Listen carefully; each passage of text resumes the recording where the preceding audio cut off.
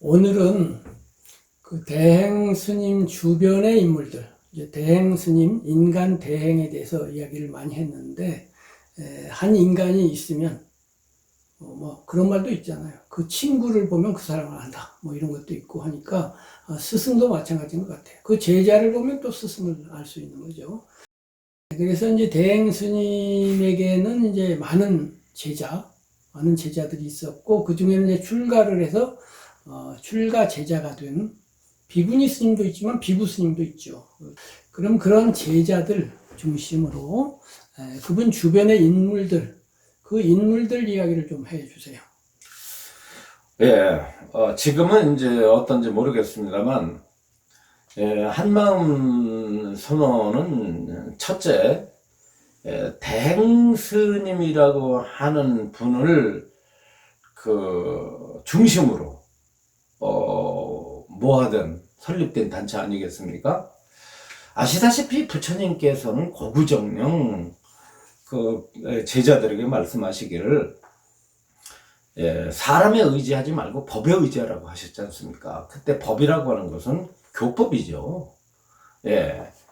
설법에 의지하라는 뜻이죠. 사람에 의지하지 말고. 그러나 한국 불교는 사실 법에 의지하기보다는 사람에 의지하지 않습니까? 예. 스님들도 은사 중심으로 이제 공부를 하고 은사를 모시는 것으로서 마치 불교 공부를 하는 것으로 이렇게 이제 여기고 있잖아요. 또 한국 불교의 그 하나의 문제점, 하나의 병폐는 큰 스님 중심의 어떤 신앙관들을 가지고 있죠. 그렇지 않습니까? 근데 김 선생님도 이제 남방에서 수행을 하셨고, 저도 이제 스리랑카에서 공부를 해서 알지만은 남방에서는 절대 사람을 따르지 않습니다. 큰 스님이라고 할지라도 그 뭐 모시고 다닌다든가 극지 뭐 따로 뭐 공양을 한다든가, 물론 그분의 설법은 듣는다 할지라도 아무튼 그분의 설법도 교법에 의존한 설법이기 때문에 스승을 따르는 것이지, 그분이 그 교법을 제대로 설하지 않는다면, 부처님 경전에 입각하지 않는 설법을 한다면 버려버리죠, 스승을. 그렇지 않겠습니까? 남방의 경우는 정말 비교가 안 되죠. 우선 네. 법사님도 스리랑카 가서 경험했다고 하고, 제가 그 아는 스리랑카와 깊은 관련이 있는 이치란 박사님 있잖아요. 이 박사님도 얘기하는데, 이 한국 교수들이 스리랑카 가서 같이 학회를 하거나 하면 얼굴이 붉어지거나 적어도 속으로 부끄러움을 많이 느낀다고 그래요. 왜냐하면은 거기 스님들은 아주 원로 스님은 그만두고 아주 젊고 이제 얼마 안 된 스님들까지도 불교 얘기만 해요. 일단 불교 아닌 무슨 아무 얘기도 안 하고 불교 얘기만 하고, 불교 이야기를 할 때 경전을 빨리어로 한 글자가 안 틀리고 한 페이지고 10페이지고 다 딱 외워놓고 이야기를 해버리는 거예요. 여기에 와서는 그냥 앞발 뒷발 다 드는 거죠. 우리나라 교수가 아무리 연구해도 그 페이지를 들여다보고 읽어서 타이핑해서 넣어야 되잖아요. 그냥 머릿속에 다 들어있는 거예요. 그것이 한두 개가 아니고 그랬죠. 그야말로 어마어마한 양의 경전이, 우리 금강경 같으면 한 금강경 100권 분량이 거의 모든 스님 머릿속에 들어있어요. 한 스님이 아닌 거예요. 이러니 그 전통 속에서 경전 밖에서 생각하고 행동한다는 것은 땅띵도 말이 안 되는 겁니다. 그렇죠. 철저히 이제 삼장 중심의 어떤 불교적 지식과 그에 입각한 수행, 그에 입각한 점검이 이루어지지 않습니까? 이에 반해서 이제 한국 불교는 경전에 입각하기보다는 자신의 스승의 언어에 따르고, 그것은 필경 부처님께서 그렇게 당부하셨던 법에 의지하지 않고 사람에 의지하는 결과를 가져오게 되잖아요. 그것이 한국 불교의 어떤 쇠퇴와 현재 이제 나아가서 지금의 모습이 이제 그 결과라고 이제 볼 수가 있는데, 특히 한마음 선언은 그런 면에서 스님에 대한 집중도가 대단히 높았습니다. 한마음 선언의 이제 그 불상도 대행 스님의 들러리에 지나지 않았다라고 이제 극단적인 표현을 제가 할 만큼 그러니까 한마음 선언이라고 하는 유형, 무형의 그 집단 전체를 100이라고 보았을 때 99가 대행이에요. 예. 나머지 신도가 5만 명이 돼도 일 안에 들어가고 거기에는 뭐 자산, 물질적이든 뭐든 다 합쳐도 1밖에 안 되고 모든 것은 그냥 대행하면 99입니다. 사실 대행 스님에게 그런 집중도가 높았던 것은 두 가지죠. 첫째는 대행 스님은 세속적인 문제도 해결시켜 줄 수 있는 원리를 제시한다. 두 번째는 성불까지도 가능케 할 수 있는 원리를 제시한다. 쉽게 말하면 세간법과 출세간법을 동시에 해결할 수 있는 능력을 제공할 수 있는 분이 대행스님이라고 믿었던 거예요. 대개 선사들은 어떻습니까? 이거 세간법에 대한 것들은 제쳐놓거든요.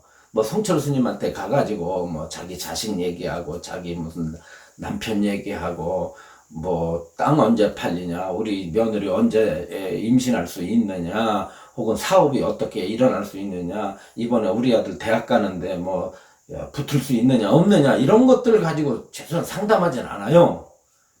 큰 스님들의 주안점은 어떻게 생사해탈을 하느냐, 어떻게 번뇌를 해탈해서 확철대오를 해가지고 인간의 이 본분사 문제를 해결하느냐라는 것에 주로 설법을 하지, 소소한 인간의 기륭화복에 대해서는 개입을 안 하는데, 대행스님은 이제 그런 중생들이 가지고 있던 세속적 문제에 깊이 개입을 하셨고, 그런 해결법으로서 주인공을 설정하셨으며, 주인공에 놓아라, 주인공을 믿어라 하는, 해서 너만이 할 수 있다는, 바로 주인공만이 할 수 있다는 이런 것, 그 다음에 본래 성불론, 그리고 주인공이 모든 것의 근본이고 해결할 수 있다라고 하는 이런 성불 논리까지 이렇게 이게 이어져 가지고 많은 신도들을 흡수할 수가 있었죠.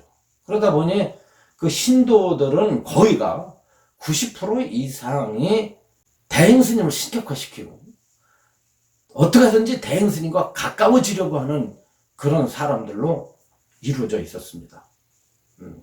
그러니까 한마음선언의 특징은 항상 해바라기가 해를 바라보듯이 대행스님만 바라보고 있는 거예요. 그래서 저도 보고 법사님도 봤지만은 대행스님이 안양에 계시면 안양에다 모이고, 그러죠. 예를 들면 뭐 대구에 가면 대구로 다 모이고, 예를 들면 제주도로 가면 제주도로 다 모여요. 그리고 나머지 절들은 텅 비어요.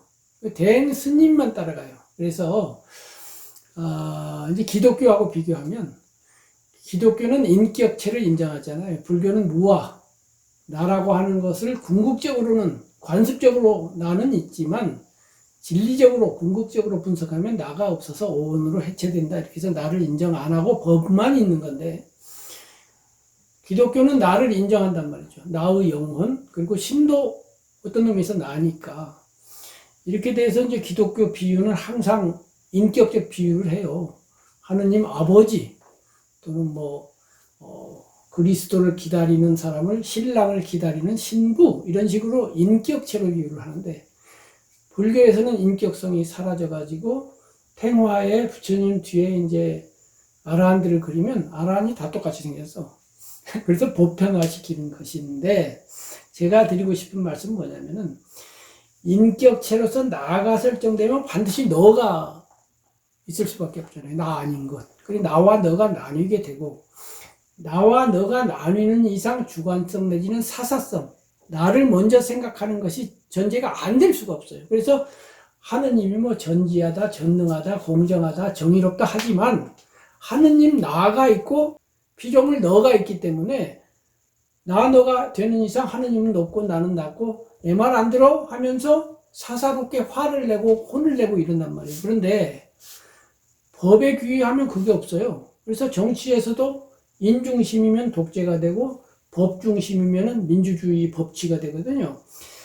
그런 의미에서 우리나라 불교도 그렇고 한마음선언도 그렇고 인격체 중심으로 가니까 그 사사성, 사사성은 뭐예요? 독재자가 법치를 하면 국무총리가 비서실장보다 훨씬 힘이 세야 되는데, 독재를 하면 대통령하고 가까이 자주 만나는 비서실장이 총리보다 훨씬 힘이 세단 말이에요. 사사롭기 때문에 그렇거든요. 그러니까 가까이 가려고 자꾸 대행 옆으로 가려고 그러고, 대행 눈에 띄려고 그러고, 이런 사사성의 문제, 이 사사성을 초월하는 것이 아상, 인상, 중생상, 수자성을 깨뜨리는 것인데, 그 사사성으로 몰고 가기 때문에 부처님께서 법 중심으로 하라, 이렇게 저는 봤다고 보고, 그 점에서 대행 스님은 이런 문제를 이렇게 분석하고 통찰할 만한, 대단히 죄송하지만 지력을 가지고 이 지력이 없어요. 이런 말 하면은 중간쯤 오다가 이제 못 알아들으시고는, 어쨌든 너는 내가 하는 게 마음에 안 드는 거잖아 라고 오해 아닌 오해를 하신다고요. 그래, 아무튼 대행 스님에 대한 신도들의 집중도가 어느 사찰보다도 강력했죠. 아이 뭐 대단한. 그래서 늘 대행 스님을 친근하려고 그랬고, 또 대행 스님의 어떤 그 눈도장에다가도 찍으면은 큰 광명이 서리는 것 같은 이런, 어떻게 보면 약간 그 광신적인 그런 신도들도 많았지 않습니까? 그런데 이제 문제는 뭐냐면, 아무튼 대행 스님 자신도 신도들에게 수행을 가르치셨잖아요. 수행을 가르치시는 것의 그 핵심은 자기로 들어가라라고 하는 것은 항상 강조를 하셨어요. 자기 자신으로 들어가라 라고 했을 때, 그래도 그 중에서 일부 신도들은 대행 스님이라는 분에게 치중을 하지 않고 자기 자신의 본래 면목을 좀 그렇게 깨쳐보겠다고 나름대로 이제 대행 스님이 제시한 주인공 관법을 가지고 수행하려고 했었던 사람들이, 그 단체들이 있었지 않습니까? 그런 면에서 한마음선은 크게 두 부류의 신도들로 나눌 수가 있겠어요. 하나는 뭐냐면 대행 스님을 향한 충성파, 또 하나는 뭐냐면 자기를 참고하려고 하는 그 수신파로 이렇게 이제 소원 성취파와 그렇죠. 그 목적 달성파, 그렇죠. 이렇게 그리고 하는데 수신파. 그런 단체가 있었는데, 한마음 선언에서 왕성한 활동을 하는 것은 누구겠습니까? 당연히 충성파고, 충성파들이 한 대행 스님을 에워싸고 있죠. 실제는 그들은 언제든지 대행 스님을 만날 수 있고, 심지어는 관영동에 대행 스님이 사는 살림집까지 가가지고 뭐 일설에는 뭐 장난을 뭐 고수톱도 치고 말이죠. 맞담배질도 하고, 대행 스님 담배 폈지 않습니까? 맞담배질을 할 수 있을 만큼 그런 신도들이 있었어요. 소위 말하는 대행 스님이 따로 친밀하게 자신의 세상을까지도 이렇게 노출시키면서 교류할 수 있는 별동부대가 따로 있었습니다.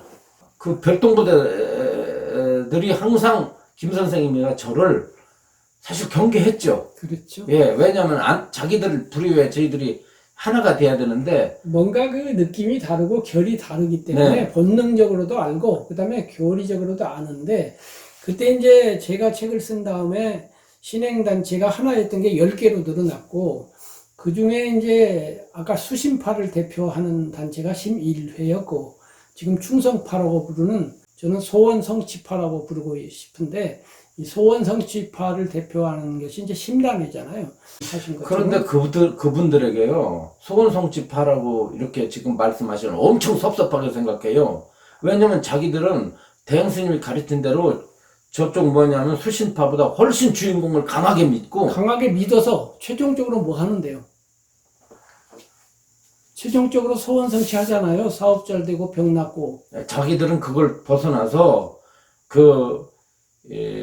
자신의 그 근본 뿌리를 깨달아서, 근본 뿌리를 깨달아서 그게 뭐 하냐고. 깨달았다고 자기들은 깨달아서 뭐 깨달았다고 하냐고. 얘기를 하죠. 깨달아서 전지전능하게 뭔가를 자제하겠다는 거 아니에요. 내 욕망대로 하겠다는 건데 왜 소원성취파가 아닌가요? 그래서 욕망파예요. 이제 욕망파. 수신파라는 건 욕망을 제어하고 욕망을 줄이고 욕망을 다스리는 것이 수심이고, 욕망에 근거한 이상 그것이 뭐 어떤 거룩한 이름을 내세운다 하더라도, 하느님을 내세우고 성인을 내세운다 하더라도 그것은 욕망파예요. 그 심지어는요, 그 충성파들이 어떤 견해를 가지고 있느냐면, 대행 스님의 설법에서 가장 많이 등장하는 설법이 뭐냐면 둘이 아니다 이거지 않습니까? 그 대행 스님은 둘이 아니다라는 말이 뭐냐면 하나라는 의미로 받아들여요. 앞으로 이 부분을 비판하겠지만은 불교에서의 그 불이라는 말은 연기의 다른 말입니다. 말하자면 서로 마주하고 있다는데 그 마주하고 있는 게 없다는 뜻이죠. 이변이 사라졌다는 뜻 아닙니까? 양변으로부터 벗어났다는 중도의 다른 의미인데 한마음 선언에서는 대행 스님이 둘이 아니다라 그러면 하나라고 생각을 해가지고 그러니까 대행 스님과 나가 원래 하나다. 근본 뿌리가 하나다. 말하자면 저 대행 스님하고 나하고는 몸도 다르고 생각도 다르고 있지만은 그 근본은 같다. 라고 해서 그 뿌리 개념으로 해가지고 하나로 연결돼 있다고 생각하는 거예요. 이렇게 뭐 통하고 있다는 거예요. 하나로 통하고 있기 때문에 주인공 공부를 열심히 하면은 대행 스님하고 이렇게 교통이 돼가지고 이심전심으로 알 수 있다는 거죠. 심지어는 이런 말을 자주 하죠. 충성파 가운데 어떤 보살 같은 경우 이렇게 말합니다. 큰 스님께서 나를 향해서 한 생각 내면 내가 다 알아. 왜냐하면 스님이 나를 찾으면은 전화 안 하셔도 돼. 내 왼쪽 팔이 찌릿찌릿해. 그러면 큰 스님께서 찾는구나. 내가 전화해보면 스님께서 그래 내가 너한테 한 생각 냈다 이러시는 거야. 뭐 이런 얘기를 갖다가 신앙 고백처럼 다른 신도들이 하면은 다른 신도들이 그 신도를 어떻게 생각하겠어요? 큰 스님한테 인가받은 사람, 큰 스님과 통하는 사람 이러면서 간접적으로 이 사람이 선지식이 돼요. 또 선지식이 돼가지고 나중에는 시주를 받는 대행 스님을 대신해서 시주를 받는 자가 돼버립니다. 이런 대행의 아바트들이 계속 곳곳이 생겨나는 거죠. 그러면서 아까 말씀드린 수신파들은 대행 스님을 그렇게 존경은 하고 있지만은 대행 스님한테 직접 찾아가고 대행 스님을 보려고 목말라 하질 않습니다. 그렇죠. 그러면 저쪽에서 볼 땐 불신자로 보는 거예요. 불효자로 보는 거예요. 그럼 대행 스님은 실질적으로 자기 자신을 찾으라고 그러고 나도 이 부처와 바로 자기 주인공과 이 대행이 이것이 전부 둘이 아니라 자기 안에서 다 갇혀 있으니 자기 안에서 찾으라고 그렇게 법문을 하시면서도 실상에 있어서는 에워싸고 있는 신도들은 그 충성파들이고 충성파들하고 모든 것들을 의논하게 되고 아까 말한 별동부대까지 그러니까 비서실장이자 이제 정보부장 내지는 행동부장 이렇게 되는 건데 그래서 이제 부처님 경우에 이제 마지막 반열반 하실 때 임면하실 때 앞으로 석 달 있다 내가 가겠다 이렇게 선언을 하니까 역시 두 부류로 비구들이 나뉘어요.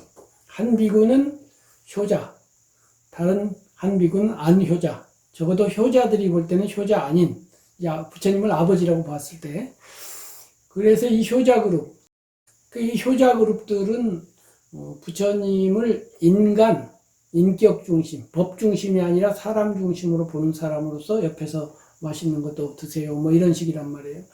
근데 이제 법 중심은 좌선하고 있죠. 가까이 갈 필요가 없죠. 부처님이 말씀하신 4대 8정도 수행하면 되거든요. 그래서 이제 두 경우에 이 효자 그룹이 일러 바치니까 부처님이 쟤들이 잘하는 거다 이렇게 했단 말이에요. 그런데 대행 스님의 경우는 일러 바친 건 아니지만 두 단체가 경합했을 때 효자 그룹 손을 들어준다 이거예요. 법중심 수심파 편을 안 들어주고 그 사례가 뭐냐면은 아시다시피 이제 지방법회 같은 거 할 때 버스가 이제 서울로부터 또 안양에서부터 이렇게 출발을 하잖아요. 그런데 심일회, 그 수심파는 사람이 자꾸 늘어나는 거야. 그리고 거의 절반이, 단체는 10개인데 절반은 수심파야. 이렇게 커지니까 대행 스님께서 심일회를 3등분 해버렸단 말이에요. 그랬죠. 세력이 커지는 거 못 봐준다. 어떤 의미에서는 독재자는 2인자를 인정하지 않잖아요. 2인자가 커서 나를 위협하면 안 되니까 그래서 김종필이라는 양반도 자의반 타의반으로 외국으로 가잖아요. 안 죽으려고. 그러니까 2인자처럼 그러니까 심의례 회장님이 나름 선지식으로 인정받아 가고 어떤 의미에서는 커가는 것을 못 봐주는 거죠. 그리고 한편으로는 그것을 저쪽 사람들이 견제했거나 또는 스님들이 견제했을 수도 있어요. 우리 스님들이 있는데 제가 신자가 우리보다 앞서서 무슨 선지식 대접을 받는단 말이야. 스님 이러면 안 돼 하고 비서 내지는 비서실장 내지는 정보부장에 가서 이야기하니까 이제 그런 인격 중심의 사고를 가진 대행스님으로서는 그럼 어떻게 하면 좋으냐? 나눕시다. 그랬던 것 같아요. 이런 것을 보면서 제가 엄청 실망을 했어요, 사실은. 그것이 어디서까지 이제 일어나게 되냐면은, 바로 그 한마음 선언의 직접적인 구성원들, 말하자면 사무처, 김 선생님이 담당했던 편찬실, 그리고 저가 있었던 상임법사, 체제가 이제 오히려 스님들 빼놓고 그 스님을 보필하는 그 기구가 세 개가 있었지 않습니까? 사무처 기능, 그 스님의 그 가르침을 적극적으로 피는 그 편찬실이 있었지 않습니까? 그리고 설법을 하는 제가 있었잖아요. 그때에 스님을 개인적으로 업무상 독대할 수 있는 사람은 세 사람뿐이었어요. 그 후에 주지를 맡으셨던 회원 스님 빼고. 그러면 밑에 계셨던 그 스님들도 스님 독대가 잘 이루어지지 않았습니다. 잘 독대들을 하려고 생각들도 안 하셨고, 그때 뭐가 있느냐면, 우리 둘은, 김 선생님과 저는 어떤 거냐면, 대행의 사상을 이것을 걸러야 된다. 걸러서, 대행 스님의 설법을 걸러가지고, 불교 용어로 바꾸고, 경전에 입각해서 잘못된 것은 이것은 바로 고쳐가지고 펴야 된다라고 하는 그런 소신을 가지고 있었던 반면에, 사무처의 사무장 돌아가셨죠? 이재용 사무국장인데 돌아가신 분입니다만, 그분은 어떤 파냐면 충성파란 말이에요.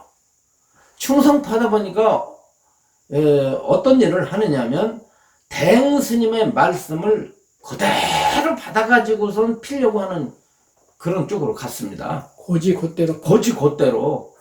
그리고 말도 안 된다 할지만은 말도 안 되는 설법을 해도 그것은 고치지 말고 그대로 펴야 된다라고 하는 이런 쪽으로 갔는데, 거기 사이에서 김 선생님은 잘 모르지만 상당히 많은 알력이 있었어요. 그 사무장하고 저하고. 그러니까 이런 거예요.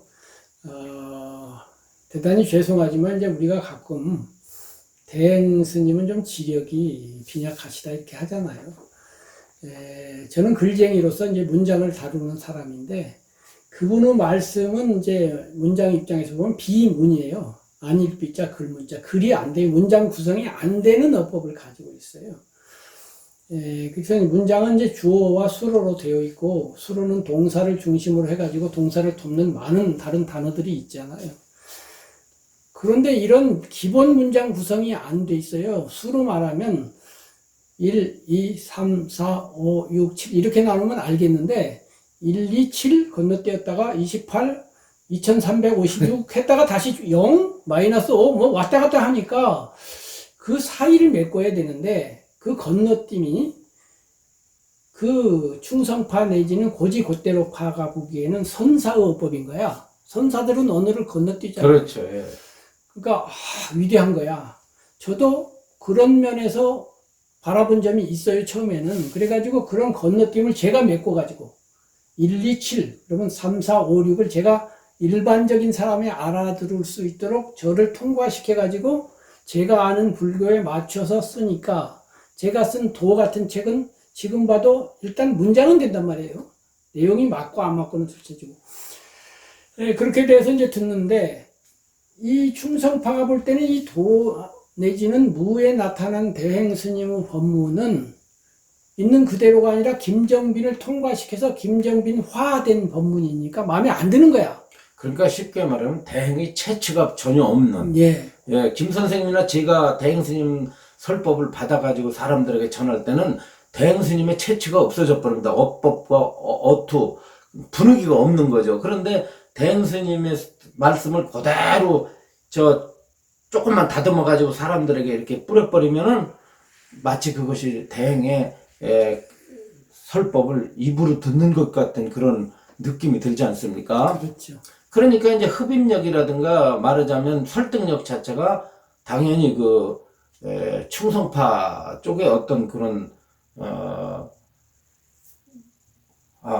당연히 이제 그러다 보니까 그 설법도 충성파들이 좋아할 수밖에 없고. 그러니까 사무장님이셨던 이재형 선생께서 바로 그러한 대행 스님은 맛이 안 느껴지니까 그 맛이 느껴지는 거를 이제 편찬시를 제가 하거나 말거나 간에 자기도 문서로 만들고 싶어가지고 역시 이제 우리하고는 상의 안 하고 스님을 독대해가지고 그럼 스님도 그래요. 스님이 야 이거는 김정빈이 문서 담당이니까 서로 협의를 해보자 하고서 부르든지 삼자 대면을 하든지 해서 하면 좋은데 또 그거는 안 해요. 안 하고 아까 비서와 단둘이 총리는 내버려 두는 것처럼 이렇게 해가지고 받아 적어서 만든 게 뜻으로 푼 반야심경, 뜻으로 푼 천수경 이런 거잖아요. 그래서 소위 말 선법가 이런 거. 어쨌든 그러한 충성파 내지는 고지곧대로파 그분들이 이제 점점 힘을 받아가면서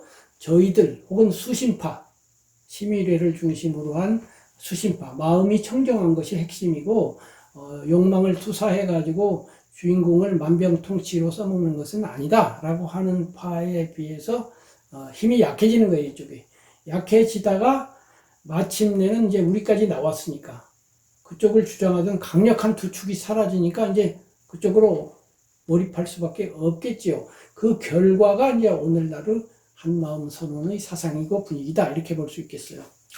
그래서 이제 한마음 선언은 그런 두 부류의 어떤 그런 신도 또 두 부류의 한마음 선언의 어떤 구성자들로 이루어졌지 않습니까? 이루어졌을 때 최종적으로 손을 들어주는 것은 충성파예요. 아시다시피 가지고 내려오면 나중에 결과를 보이는 것은 사무장이었던 이재용 선생이 쓴 글, 이재용 선생이 받아 적은 글이 스님에 의해서 칭찬받지 저희들이 스님 말씀을 각색해가지고 하는 것은 크게 환영받지를 못했습니다. 그런 것에 대한 갈등도 심했죠. 아까 이제 김 선생님께서 뜻으로 푼 반야심경 말씀을 하시겠지만 저는 저대로 그 반야심경이 얼마나 시체말로 엉터리인지 그거를 제가 또 이제 강의를 할 겁니다. 대행의 반야심경, 대행의 천수경이 얼마나 무모한 짓인지 경전에 톱질을 하는 짓이다. 선이라고 하는 것은 그게 아니거든요. 제멋대로 경전을 해석하고 이러는데 아무튼 이제 대행의 설법의 스타일이 아까 사실은 주어도 없고 어떤 때는 앞뒤가 없잖아요. 이 법사님이 흥미롭게 이야기하시는 좀 약간의 유머를 포함해서 일은 2고 이는 3이고 3은 4다. 그게 이런 설법입니다. 제가 외워요. 지금 참 이 한마음 선언 측에서 저의 이와 같은 대행 사상 비판에 대한 이런 화면을 보시고서 툭하면은 대행 스님을 갖다가 스님을 설법을 들었다는 사람이 어때 저렇게 비판할 수 있느냐 혹은 대행 자기 안으로 참고해보지 못했기 때문에 저렇다라고 이런 얘기도 하고 또 대행 스님의 설법을 이해하지 못한다고 얘기하는데요. 대행 스님 설법 전부 저희가 다 외우다시피 합니다. 그 중에 하나의 설법이 어떠신지 아세요? 이런 스타일입니다. 그러니까 이게 무가 있는데 이 무인데 이게 없다는 뜻이 아니야. 꽉 찼다는 뜻이야. 바로 이게 유와 무를 합친 무지. 그런데 이 무는 보이지 않는다 이거야. 그런데 이 보이지 않는 데서 뭐가 나타나냐면 일이 나타났거든. 하나가 나타났어. 하나가 나타나니까 뭐가 되냐면 둘이 생길 수밖에 없어. 하나는 벌써 둘이 따라붙거든. 이 둘이 따라붙으니까 여기서 난리가 난 거야. 난리가 나니까 여기서 삼보가 출현했다 이 말이지. 삼보가 출현하니까 사성제가 나왔어. 사성제가 나오니까 오력이 나오거든. 오력이 사라지니까 육바라밀로 행해야 돼. 육바랑을 해보면 어디로 돌아가냐? 칠각지로 돌아가네. 칠각지로 돌아가면 벌써 이게 8정도가 되는 거야. 8정도가 되면 이게 벌써 이게 전체가 돼가지고 9세 10세가 되고 9세 14가 이게 많이 됐다 이 말이야. 많이 되니까 돌아가. 그래서 이렇게 쉴 새 없이 돌아가는 걸 가리켜서 찰나찰나 놔두고 돌아가는 걸 가리켜서 공이다 하는 거지. 그런데 이게 아는 것만 가지고는 되질 않아요. 행해야 돼요. 그냥 딱 그냥 벌써 물이 있으면 물이다 그러면 딱 순간 뭐가 봐야 되는 거지. 이게 머리를 위해 되는 게 아니야. 그리고 행했다 할지라도 벌써 내가 행했다 하면 이게 행한 게 아니야. 이게 바로 이건 말로 할 수 없어요. 이 묘법이라는 걸 어떻게 말로 해? 그냥 그러니까 차 한 잔이나 먹고 가라. 그래서 조주가 그랬던 거지. 이런 것들의 설법이 한마음선언 설법에 꽉 차 있죠. 근데 이 신도들은 그게 마치 무슨 상승설법이고 선하라고 착각을 하죠. 그러니까 제가 말한 비문, 문장이 연결이 안 되는 비문에다가 밑도 끝도 없고 제가 좀 낮추어 표현하면 지리멸렬설법이다 이렇게 했는데 어쨌든 머리와 꼬리가 막 섞여가지고 용과 뱀과 기타 등등이 막 섞여서 뭐가 뭔지 알 수가 없는 저 같은 머리로는 잘 모르겠어요. 그게 무슨 뜻인지. 너무 똑똑해서 그래요. 무슨 뜻인지 모르겠고 그런데 그 충성파들이 보면 무슨 뜻이 있대요. 그게 무슨 뜻이 무조건 믿고 들어가지 않기 때문에 자꾸 그러시는 거야. 무조건 자기 일을 믿고 들어가야지. 대단히 죄송합니다. 왜 그래요? 못 믿어서. 벌써 그랬으면 밀어서 한마음 선언해서 견성했을 거 아니에요. 그런데 그렇게 믿어가지고 한마음 선언해서 선지식 하나라도 나왔는가? 그럼 큰 스님 대신에 그렇게 주인공 관법이 그렇게 빠르고 그렇게 효과적이고 그렇게 정확하다면 지금 좀 큰 스님 대신해서 설법하는 사람이 몇 명이 나와야 될 거 아니에요. 그런데 왜 지금도 이렇게 비디오만 들고 앉아 있는 거냐? 난 이해를 못 하겠어요. 알겠습니다. 오늘은 자, 이 정도 하고 오늘 이 정도 합시다. 다음 이야기로 넘어가도록 하겠습니다. 수고하셨습니다. 감사합니다.